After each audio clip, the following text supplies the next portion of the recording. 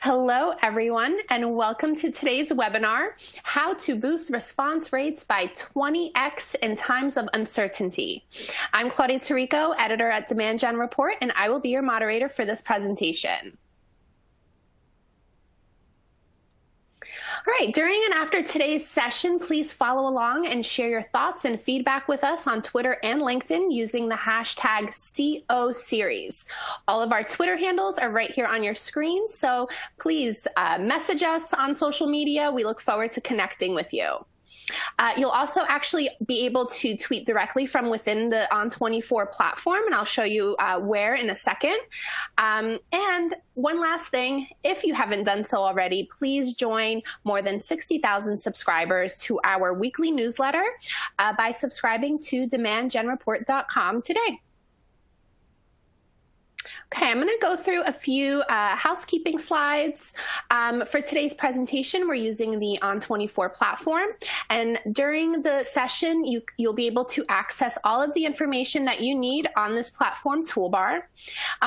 Like I mentioned earlier, you can tweet directly from within the platform using the Twitter widget that's on the left-hand side of your screen. We also encourage you to ask our presenter questions, and to do so, you could simply use that Q&A widget at the top right corner of your screen. Today's session is slated to run about 25 to 35 minutes with an additional 10 to 15 minutes of Q&A following. So yeah, you could submit those questions using the Q&A widget at any time.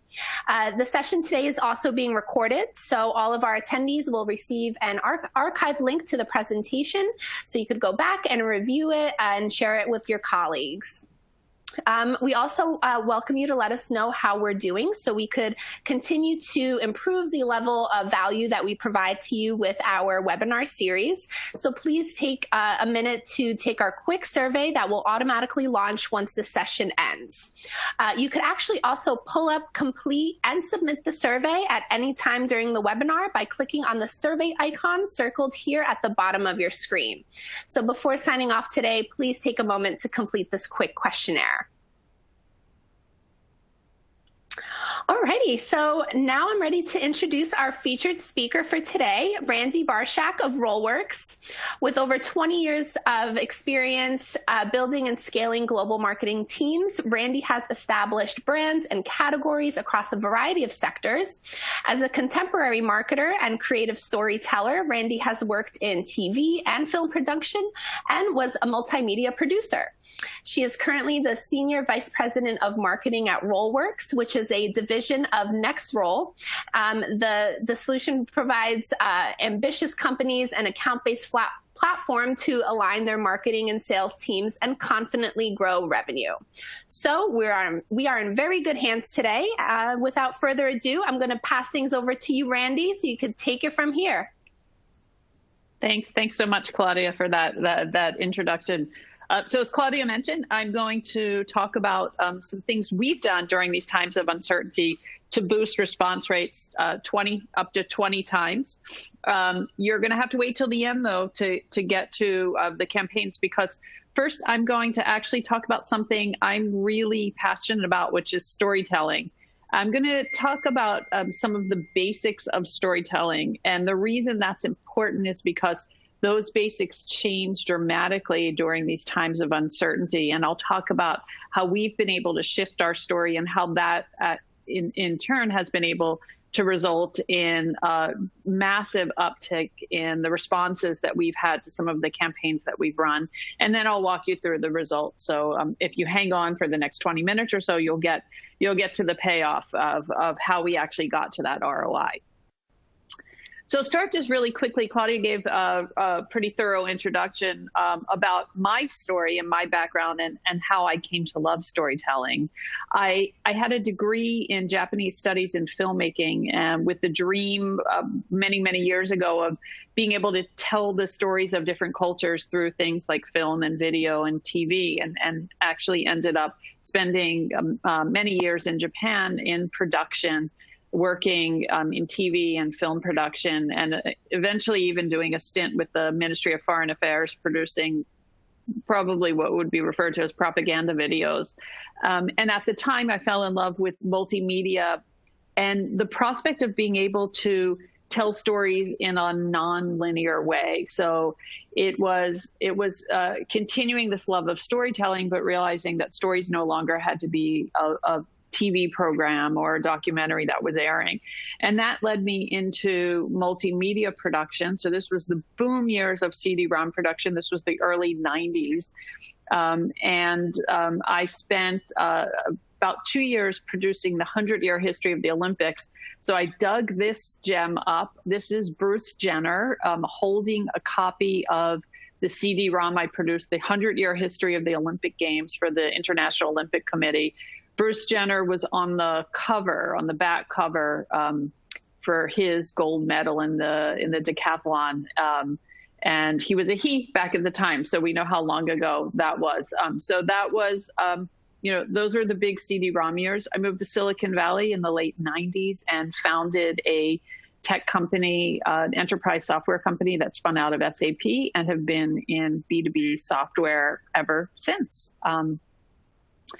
So I'm going to get right into storytelling and first talk about what happens to our brain, when we're telling stories, and particularly stories that are targeting sales, right? So first, in order to do that, there's three main parts of our brain. And what you see here is sort of the center reptilian brain, the limbic brain, and the neocortex. And you can think of these as the reptilian brain is where you have that instincts of fight, flight, or freeze. Then the middle part of your brain is where you kind of talk to value, and I'm going to go into this in a second, and then the front part of the trade-offs and the decision-making. So I'm going to use a very personal example here of the sales process, which some of you might relate to, some of you might not. This is what happens to our brain on buying. So these are a beautiful, gorgeous pair of aqua knee-high suede boots that I saw in Nordstrom many, many years ago. And what happens is the minute you see I saw these boots, it lights up that middle part of my brain where you have an emotional response. And that emotional response looks something like, what will my life be like? How will my life be better if I have these boots? Well, I'll make friends and win awards. I'll hang out with cool people at sunset and have lots of fun. And you start actually evoking the pleasure center of your brain and having very good and positive thoughts about all of the things that will happen to you if you have these boots. And if you're selling B2B software or any B2B product, what will my work life look like? And then in turn, what will my life look like? Well, after the pleasure center is evoked, the next thing that happens is there's the functional center takes over. So you start to see, what does the reality look like of actually obtaining those boots? Well, there's a price on those boots. And when I look at the price on those boots, actually the front part of my brain triggers, the executive center of my brain starts to rationalize what would the trade-offs be that are required in order for me to actually own those boots. So that looks very different. Here I start to see what the cost would be, what I could do with $500 if I did buy the boots. What would that do to my marriage if I walked in with $500 boots, and so on and so on. So I start making the trade-offs, and the way this relates to the way we sell in B2B is we need to evoke the emotion that will allow our prospects to understand how their lives will be better, or what they will look like, presumably better, with your product, and then immediately speak to the trade-offs that they in their mind might be making, whether it's doing away with another solution or price or convincing their boss, or what that, and that essentially is your buying cycle. And the buying cycle is when you're trying to evoke the emotional brain as much as possible, as your prospect is also using the executive center of their brain to figure what the trade-offs would be. So what does that have to do with story? Well, again, the way to evoke the emotional center of the brain and get that positive emotion is to tell the stories and to be able to allow your prospects to envision what their life will look like with your solution. So to do that, I'm going to turn to some of the basics of storytelling. And I'm going to talk about the story arc first. many of you who either studied storytelling or even in English classes where you read the Odyssey, which is considered often the great story, are familiar with this concept of the story arc. And it really starts with there's a normal state. This is just the status quo of life without any changes. And then there's an inciting event that generally triggers the story and sets the narrative into motion. And with classic stories, there's some, ebbs and flows, but essentially you're reaching a peak of dramatic heightened drama, whereas your protagonist of your story deals with adversity and challenges, and then eventually resolves the story. And you end your story kind of with a new normal, which is a phrase we've all been hearing lots of these days. You often will see story depicted in 3 acts, a 3-act structure of Act 1, Act 2, Act 3. This is why commonly films in the U.S. films, particularly in the U.S., are, an hour and a half to 2 hours, because there's a formula. And when I was studying film in college, we would, our snarky films, film students, we would go to the movies because we had learned that inciting event usually happens within the first 11 minutes of any film. So within those first 11 minutes, you generally have an idea of what is that inflection point that set your story into action, and then what is the drama going to likely look like through the course of that story.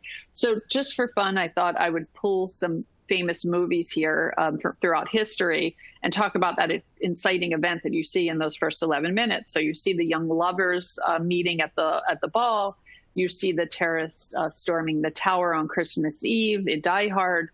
You see the tornado coming to Kansas in Wizard of Oz. You see Katniss's little sister here being called to the Hunger Games and Katniss taking her place. This highly dramatic inflection point where Buzz Lightyear appears on the scene as one of Andy's new toys in Toy Story. And then because so many of us have been watching Tiger King, you see the Tiger King getting his first baby tiger here. So these are the first 11 minutes where you start to get a sense of what is my hero's journey going to look like throughout this movie. But if you notice, when you talk about this story arc, there's a point where the drama rises to a point of tension. And so after those first 11 minutes, there's a point where what I'm looking for is I'm looking to see what's at stake. What's at stake with our main character if they don't achieve their goals or complete their journey. And the higher the stakes, the higher the drama, and the more that we're drawn into our story. So if I look at Romeo and Juliet, stakes are pretty high here. They'll get in trouble with their parents. They'll lose the love of their life. And eventually the stakes are so high that they're going to die for what they need. So death is usually a pretty high stake. Die Hard, it's right there in the name. What's at stake is losing your family or dying. In Wizard of Oz, what's at stake is not making it back home, disappointing Auntie Em, losing Toto. Hunger Games, pretty much everywhere you look, what's at stake is you die, your friends die, your family dies, someone's always dying in the Hunger Games, which is why it's such a great drama. In the world of toys, losing a place on Andy's bed could be pretty devastating. So there's some pretty high stakes there. And with Joe Exotic, I'm just not even going to guess what's at stake here. It changes every minute, but there's something at stake there that's pretty high. So the more you raise the stakes, again, the more heighten the drama. So as B2B marketers, when we're telling stories to prospects, we need to be thinking about what is it that's changed in the world of my prospect, and then what's at stake for the prospect if they don't actually embrace that change, or if they don't take some sort of action. And so I've pulled a few examples here, some personal, some just from the industry. So the first one I'm going to pull out here is Salesforce, which is a company that's fantastic in terms of their storytelling. And the big inciting event here was back in the 90s. You were just starting to see the advent of the cloud.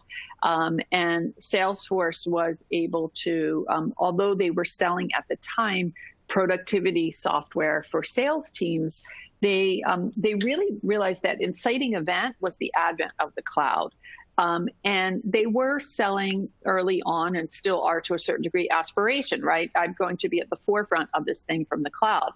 And they told their story in here. You see in the logo, the shape of the cloud evokes that story, right? That there's this new thing, the cloud. This is back in the days where people were shipping around CD-ROMs for software and installing it on computers. And they also use this great image here of just the no more software button.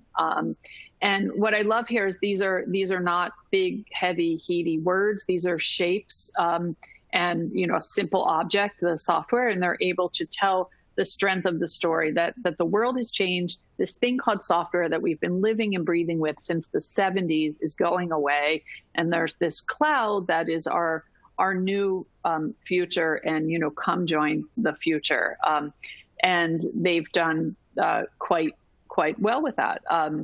Another example of a company that I think does a great job of storytelling is Zendesk. So Zendesk is selling, again, the aspiration and the promise here of at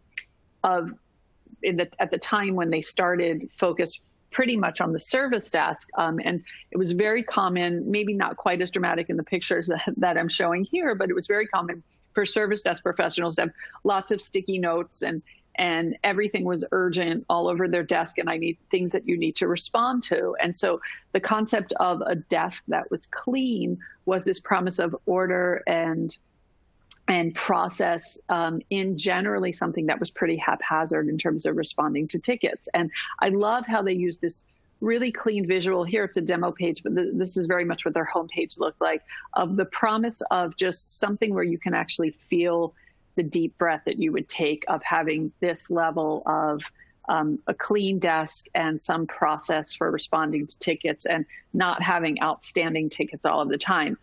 What I love with Zendesk is they actually were able to even capture that story in the name of their company.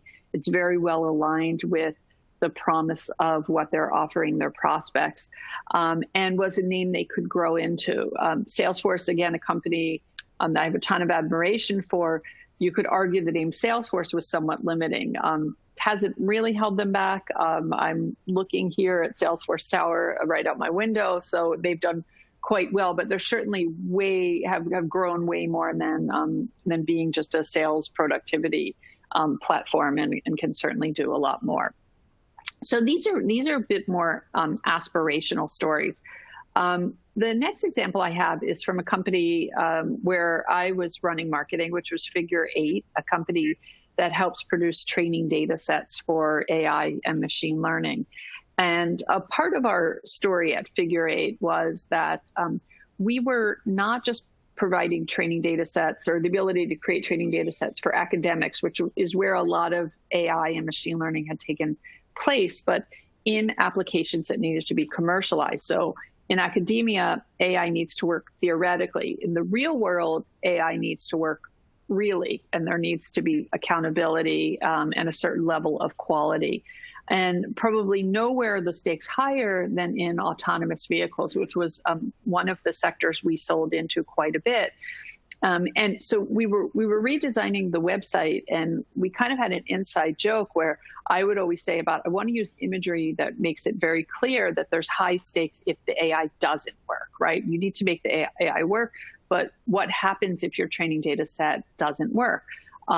So we would talk about autonomous vehicles. It would say, well, the car, is it going to know where to drive? And, someone would throw a picture of a car kind of, and there'd be a mailbox in front of them. And I was like, well, if a car hits a mailbox, it's no big deal. But how about like a person?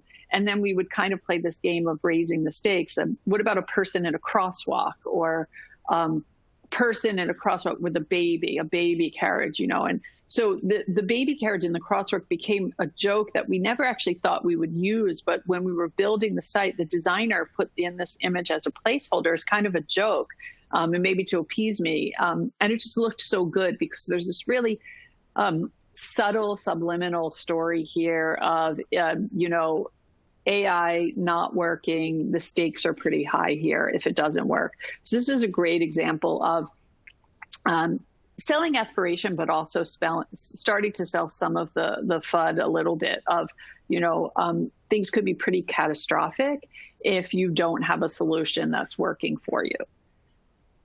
Another example, which is similar, is a company I worked for that was in the intelligent communication space. And they had they still have, Denver Airport is a customer. And essentially what they do is they're able to route communications in a very systematic and timely way, two-way communications when in times of uncertainty, actually, times like this. And at the Denver Airport, when it snows, there's a lot of things that need to happen very quickly. So when it's snowing at the Denver Airport and the runways need to be plowed, there's an 11-minute SLA from the time in which the call's made that the runways need to be plowed, from the time in which all runways in the airport need to be plowed. And in order to do that, they need to find the people to plow the runways. Now, those people that plow the runways are regular workers. They have desk jobs throughout the airport, and they volunteered to plow the runways. They're not sitting ready, waiting in the snow plows. So they have 11 minutes to find them, get them to respond. They need to get to the shed, to the snow plows, and then go plow the runways. So they need to be able to communicate in an airport, which, by the way, sometimes doesn't have completely reliable Wi-Fi. So they need to be able to communicate on a variety of devices. There need to be two-way communications where the drivers confirm that they're on their way. If not, the communications will then roll over to the next person onto the list. So what I love about this is this company, which is called X Matters, was we were able to tell the story without using any words. And I'm a big word person. I love to write. But the reality is, as a marketer, you need to know most people they'd rather look at pictures than read the words. So in these pictures, I see snow at an airport, which just gives me angst, the exact opposite of that Zendesk. I just kind of get nervous. So it kind of evokes some sort of level of nervousness.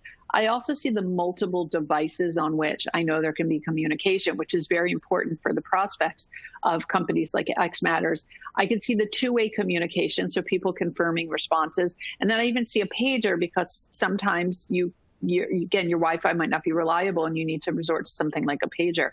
So all of that, I probably spent 2-3 minutes on this slide. All those stories have been encapsulated in a quick glance at an image.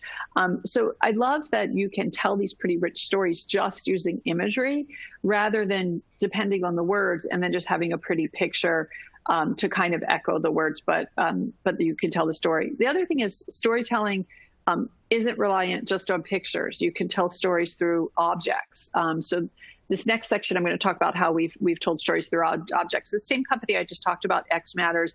Again, we were in the intelligent communication space, so we wanted to be thought of as more than just IT alerting, but really all kinds of communication. And the company was, somewhat contemporary. Our brand color was this neon green, and we found these retro handsets that we would take to trade shows and give out.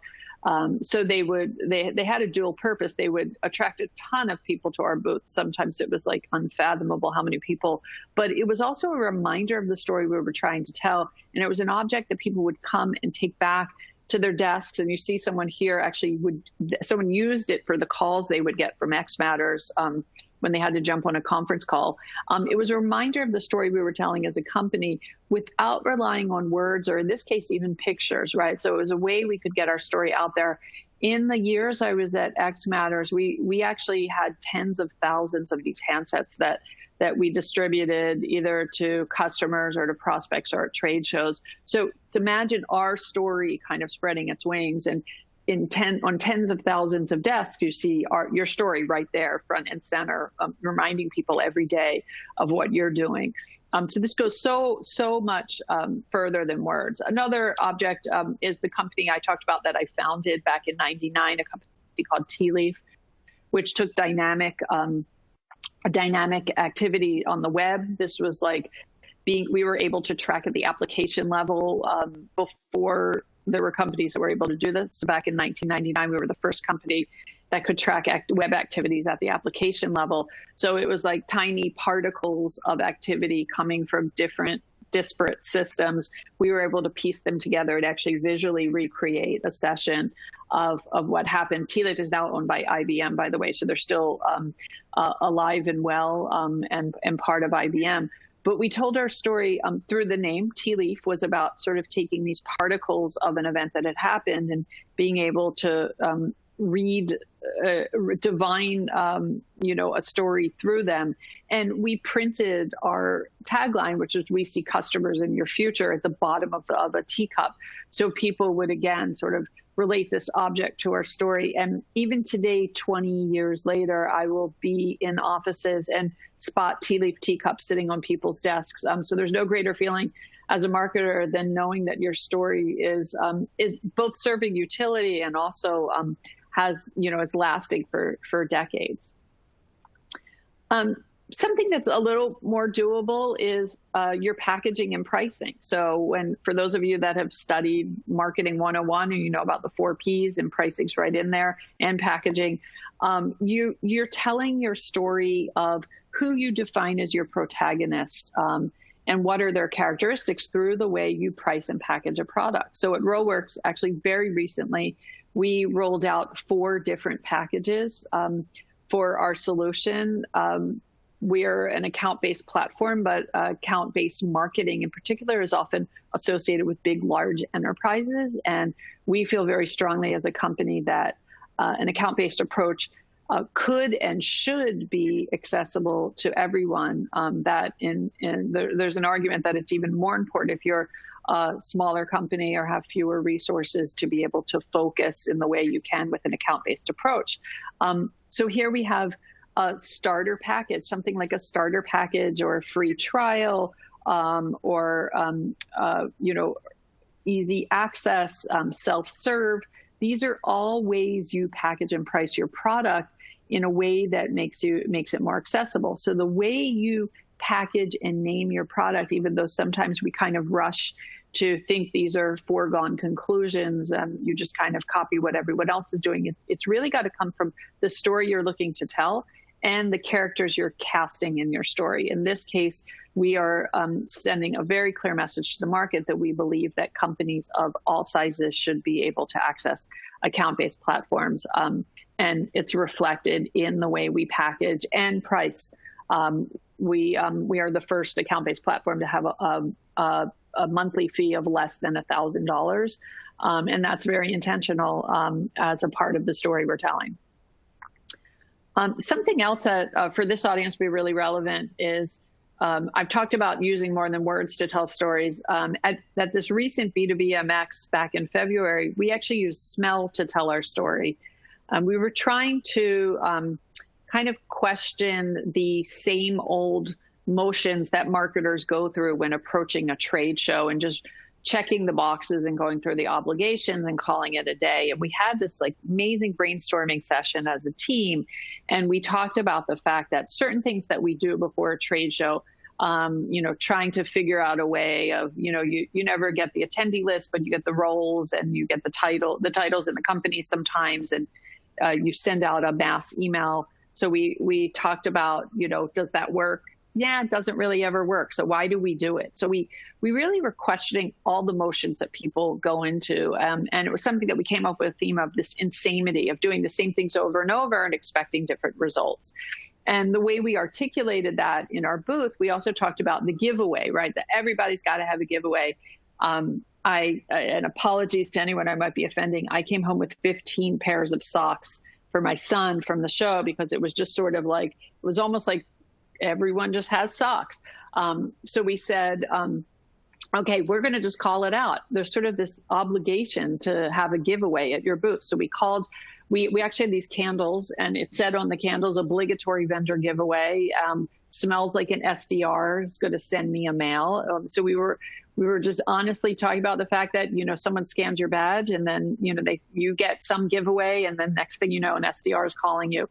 We made a promise that we wouldn't have SDRs follow up with people that were not explicitly interested in our solution. Why waste their time? Why waste our time? We were able to target them with our solution, so they will see wonderful RollWorks display ads. But what we used here was the candles were vanilla scented. So we used the smell of vanilla and the smell of the candles to tell the story, to kind of poke fun at kind of vanilla ways of marketing. And we also actually had, since I'm home and I've got all my stuff here, vanilla air fresheners that were our bag insert. And we talked about also the obligatory bag insert that we all go through. So here we told a story that we're challenging the market to think differently by using the smell of vanilla. So I've challenged marketers before. I haven't done taste yet. I think I've done sound. I think maybe next I'll try to use a couple more of the senses. And right after B2B MX, we were actually really excited about going to the Adobe Summit. We had announced a furthering of our partnership with Marketo, and we were really excited about that partnership. We had this beautiful booth talking about our ability to reach unknown audiences combined with known audiences of Marketo. So the booth actually was going to light up, the unknown and known would light up. Our design team came up with this fantastic design. And this is right when everything hit with COVID-19, and we were forced to cancel the event like everybody else. So in this case, we told that story, both our known and unknown, that we were so excited about telling. By taking our booth, we found a vendor that takes used trade show booths and turns them into bags. I actually have one of the bags here, again, because I'm home. So we've got these great duffel bags that are made up of our booth. So a good storyteller, even if the show's canceled and your booth's canceled, you find a way to tell your story, no matter what, no matter how.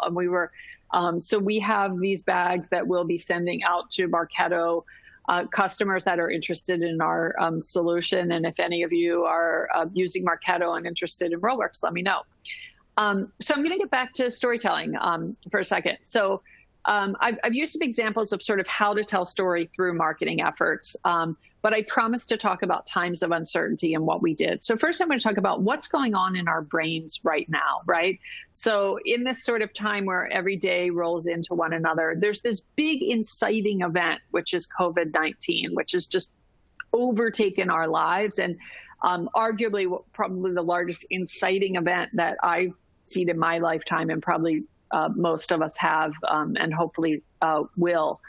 And what is that done to our brain? So I talked about the three areas of our brain, and normally, I see these boots and I'm really excited about them, and then I kind of make the trade-offs. But I ignored the reptilian brain, and the reptilian brain is that core part of your brain that drives fight, flight, freeze, right? Your basic, most primal instinct. It's the oldest part of our brain.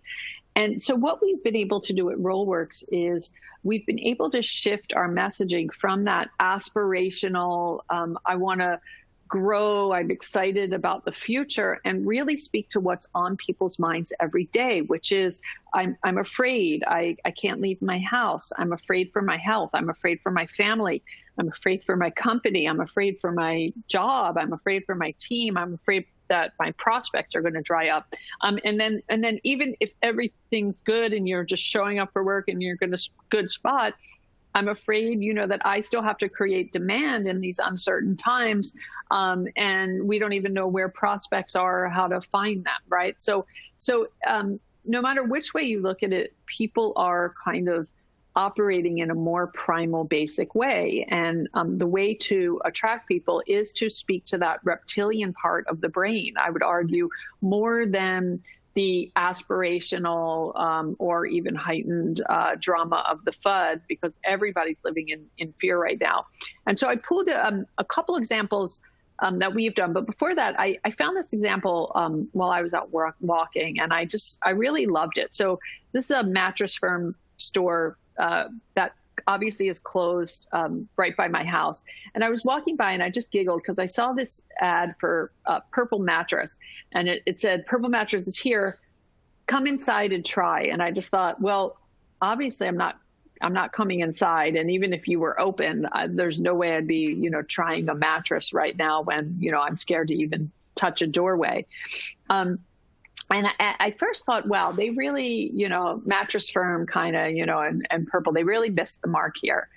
And then the next day I was home and I was like looking at the web and I saw this ad, and it's for the same Purple mattress.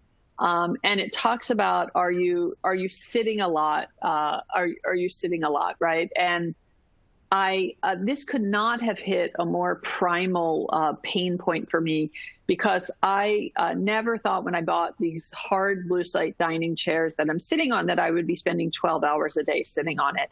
And I actually had a terrible case of sciatica from sitting on this chair. And so I thought Purple had done this beautifully brilliant job of selling to my reptilian brain of, actually something that, wasn't a pain point before, but is now, is just like, the comfort of working from home has become a big pain point for millions of people. I just thought they nailed it. And I found this like really inspirational. Okay. So the promise of, what about those 20 times response rates that I promised? I promised I would get to them. I'm going to talk about what we did at RollWorks. Okay. So, in the same vein of selling to the reptilian brain, I talked about Adobe Summit being canceled, and pretty much every event that we had signed up for in Q2 and Q3 are those big event quarters for us. And we realized that we were not alone, right? And every marketer has every event that they've signed up for canceled. So we very quickly were able to start a campaign. We created a guide on tactics to make up for the demand gap, and then using our own platform, target the sponsors of specific events that we knew were being canceled. So this started back in the week where it was sort of not everything was blanket canceled, but it was sort of like every day you'd wake up and another event was canceled. And talk to the pain, and we've kind of got the little sweat mark on the smiley face here, the pain of, oh crap, my event is canceled and half my leads this quarter were meant to come from that event. What am I going to do now? Because I still have to make up that demand gap, right? And I will talk about the results in a minute, but by shifting our messaging, we were no longer talking about an account-based platform, which we believe will help you make up for the gap, but we were talking very specifically about this pain point. We got phenomenal results. A few weeks later, we followed this up with, we realized everyone was throwing their marketing plans out the window. So it wasn't even just events that were getting canceled, but smaller events in person. People were wondering how they could leverage more people online, but also dealing with people working from home, as well as just the economy changing. So everyone's plan was being thrown out. So we came up with another piece of just marketing plan B, quick tactics to build demand in a down economy. We felt like everyone's talking about reduced budgets or reduced headcount. Here, actually, I just pulled a picture out from the guide because I loved our design team came up with just this poor dead plant in the office. We're talking about the fact that companies relying on IP targeting or reaching people in their offices obviously are having challenges right now. So we showed this empty office, and then these crumpled pieces of paper of your plans kind of just going out the window. So I love how you can tell the story just with like really small kind of pieces of imagery. So we came up with this piece as well. And here's what we did. So the first thing is, as the events were being canceled, we had our intern go each day. We'd say, hey, we think this event might be the next one canceled. Go pull a list of all of the sponsors on the event page. And so she was luckily, Emily's her name. She's fantastic. She was luckily like ahead of the game. She'd go pull the sponsor list for all these events before they were being canceled. And then we ran that against our ICP. to determine what percentage of the sponsors were within our ICP. And then ICP, by the way, ideal customer profile, and then also what was in our targeted account list. So that's a scored account list that we have that we use our machine learning to score. So we looked at the events that had high percentages of both ideal customers as well as customers in our TAL. And we used that to prioritize how much advertising we would run. And we ran those display ads that I showed you 2 slides back. These display ads targeting marketing managers, field marketing managers, event managers at that show, specifically referencing the show. So it was very specific to their pain point. It was the equivalent of their cushion to help their sciatica right at the right place and time. And then as a result, and then the call to action, again, was downloading this guide that would help you make up from the gap. We saw 20 times normal response rates from what we had seen. So I promised I would tell you 20 times response rates. 45% of them were coming from our targeted account list. So this was not just a brand campaign. We were using, display, digital display, which is often associated with brand, but here it was like very specifically going to our targeted accounts. And then we were able to also get syndication of that. So of the syndicated channel that we used, we saw a over 19% open rate against their standard of 11% and a click-through rate of over 3% against a standard of under 1. And we closed our first deal. So in addition to having the guide, we actually have a special package specifically for people that have had canceled events that allows them to reach their prospects from canceled events. And that specific package, which is essentially 3 months of our platform and $1,000 of media credits for each month for $2,500, closed our first deal with less than 5 days. So fantastic results. And then the marketing plan B that I talked about, we had 10 times the number of normal responses from the ebook, 40% in our TAL. And for syndication, the syndication actually goes out today, so I don't have the rates for you, but I'm anticipating and hoping that those results will be up there as well. So fantastic results.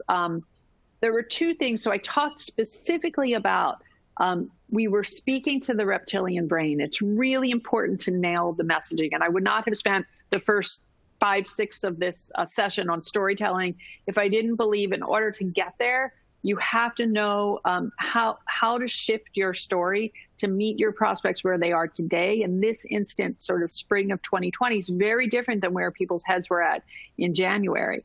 The other thing is we have a fantastic sales team and we're super aligned with sales. Our SDR team was completely nimble, changed all of their follow-up to match the value prop and the messaging that we had with our campaigns. And that was critical to helping drive better close rates. And one more reptilian we did, this was not for prospects, but because at RollWorks, we're able to know who people are, where they work, and what occupations they are. We actually enlisted the help of some of our mini marketers, I call them. So these are the children of employees, to create ads thanking first responders and medical workers. And we've been targeting them. The ROI there is, well, we kept the kids busy for half a day. So that had tremendous ROI just in terms of our productivity. But also knowing that now we've had tens of thousands of medical workers see these thank you ads. And so if it makes, just one of them have a second of relief or happiness, or us express our appreciation, it's another way to just sort of understand how needs and messaging has changed during these days. So finally, I never told you what happened with the boots. So before I wrap up, I'm going to tell you that the boots actually did not go on sale as I had hoped, but I trolled Nordstrom's rack for a couple of years trying to see if I could find them somewhere else, and eventually found them on eBay. So I'm proud to say that I don't wear shoes anymore because I haven't left the house in a couple of months, but I do have these boots for one day when we get out there. I'm looking forward to celebrating with many of you. And the other thing I wanted to let you all know is sitting on my Lucite chair, I am very comfortably sitting on this lovely cushion. So I've got my boots, and my booty is also very comfortable. And I just threw this in last minute last night. If your business is interested in taking an account-based approach, and you complete a demo, we will send you a purple seat cushion because you're probably working from home and dealing with some of these same challenges. So I'm speaking right to your reptilian brain of maybe being a little sore, your back hurting, and also looking for ways to reach your prospects during these times. So I hope you all are staying safe, staying healthy, and it's been great talking to you today, and I'll pass back over to Claudia. Thank you so much, Randi. That was awesome. Those examples were great. I love the boots, and I totally feel you. I ordered a pair of boots before this quarantine was over, hoping I could still get a chance to wear them, but now they arrived, and it's starting to get way too warm to even wear them. So nobody's going to see them. We're going to have a boot party next time I see you, Claudia. Yes, please. So again, thank you so much to Randi. That was awesome. We did get some really great questions as well. But before I get to those, I just want to remind everybody to please share your thoughts and feedback before logging off today. Again, you could do so by clicking that survey icon I mentioned earlier. The survey will also launch as soon as the webinar ends. And one last thing, just a quick heads up to everyone. If we don't get to your questions live right now, don't worry about it. We will definitely have them make sure that they're answered via email as well. So, all right, now let's get to those questions. I think we have time for at least a couple. All right, Randi, how long did it take you to get your campaign running? So I'll start with, I guess the first one was the canceled event campaign. That's a great question because the team almost killed me on that. It was under a week. It was under a week from the time that I found someone in the kitchen. I said, this is the first week of March. It was the Monday after B2BMX. And I said, you know what? I have a feeling events are going to start getting canceled. So the events had not been canceled yet. I said, I want us to be ahead of the game. And I think this is going to happen. And the team, was like, all right, well, we'll talk about it. We'll meet later this week. I said, no, we're going to have the guide done by Friday. Our company, Nextroll, our parent company, was way ahead of working from home. So we were actually all started working from home Thursday as an experiment. And then Monday was when companies started getting more serious about it. But that Monday, a week from when we had that conversation, the guide was out. So less than a week from cornering someone in the kitchen to the first guide being downloaded. So the team worked pretty quickly on that. I love that. All right, I think we have time for one more. We're kind of getting close to the hour mark, so I want to keep it under that. But one good question here is, I'm seeing an increase in response rates to digital strategies overall. Is that something you're seeing, Randi? And if so, is this increase correlating to an increase in sales as well? Yeah, so we have to be pretty careful about that because we're obviously so excited to see these great response rates we're having. And then we actually heard the same thing. There's lots of companies seeing a lot of good response. So we are taking it with a grain of salt. We've been hearing from a lot of other fellow marketers that they're seeing a lot of top of funnel response. And there's, it's hard, we don't have a crystal ball, but there's a few theories that we have there. One is that people are just online more and they're bored and they've got more time on their hands, so they're more apt to respond. The other is kind of to the reptilian brain, that there are people really struggling with, oh my God, half my demand gen plan was based on this event this quarter. What am I going to do now? So they're really struggling to find solutions and looking for information. But we are kind of hearing and seeing across the board. So you have to take it with a grain of salt. And before we kind of got up there patting ourselves on the back, we're really carefully tracking that follow through that I showed you, which is, assuring people that our SDRs are following up, the meetings are happening, and the opportunities are being created. So I do think, and the third thing I forgot to say is, because we also have purvey into digitally how people are spending their time, we're seeing ad inventories going up, and that means CPMs are going down. So there's more opportunity to engage digitally. So for the companies that are taking advantage of that, it's sort of like the perfect trifecta of like a great bargain, like the boots when I found them on eBay, which is more people spending more time online, thus more impressions. And the click-through rates, we're actually seeing generally higher click-through rates just from our campaigns. So it's a great time to kind of be thinking about digital, not just because it's your only option, but because it's actually a really good option. Awesome. Thank you, Randi, so much. I think that's all the time we have for questions, but like I said, continue to add them. And if we didn't answer them live, we will definitely follow up with you via email. Okay. Thanks so much. Thanks for having me. Right. Yeah. So quick heads up, everyone. We're done for this presentation. Thanks again to Randi. Thank you all for joining us today. Please check out our other sessions in the campaign optimization series. The next one is titled Metrics That Matter, Applying a New Lens to Track True Impact of ABM. It's starting on May 12th at 2 p.m. So mark your calendars, be sure to check it out, and have a great rest of your day. Everyone, please stay healthy and safe, and we'll hope to see you soon. Bye. Bye-bye.